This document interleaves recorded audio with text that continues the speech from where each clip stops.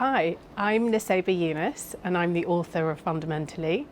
Fundamentally is a dark comedy about an academic called Nadia who works in London, and when she goes through a devastating heartbreak, instead of drinking her way through it like a normal person, she accepts a job with the UN in Baghdad.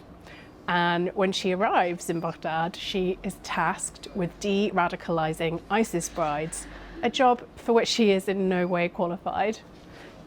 She is surrounded by a cast of hilarious UN characters who range between the good, the bad, and the extremely horny.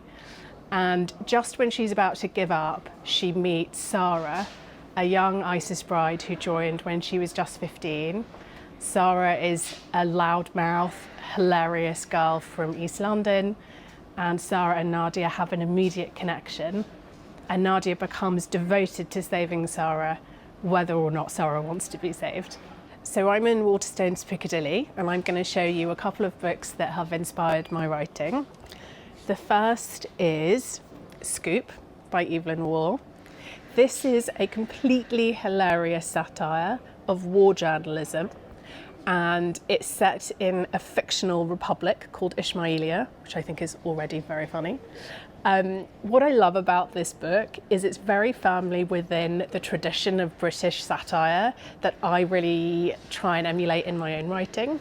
I love that kind of British sense of, instead of speaking truth to power, undermining power with a bit of a wry joke and a devastating side eye. And Evelyn Waugh is the absolute master of that. So my second pick is The Trees by Percival Everett. As somebody who loves to write boundary-pushing humour, there is no better model than Percival Everett.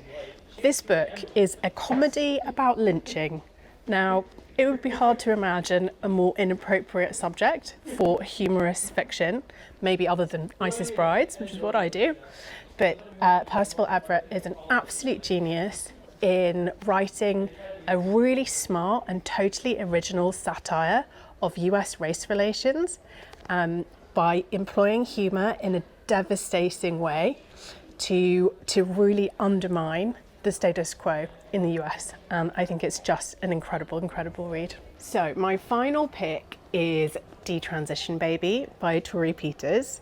I absolutely love this book because it is completely brave and totally fearless in how it describes all different elements of the trans experience. As someone who writes about a minority community myself that's often under attack, it can be really difficult to sit down and think about representation and to resist a desire to show your community in only a positive light.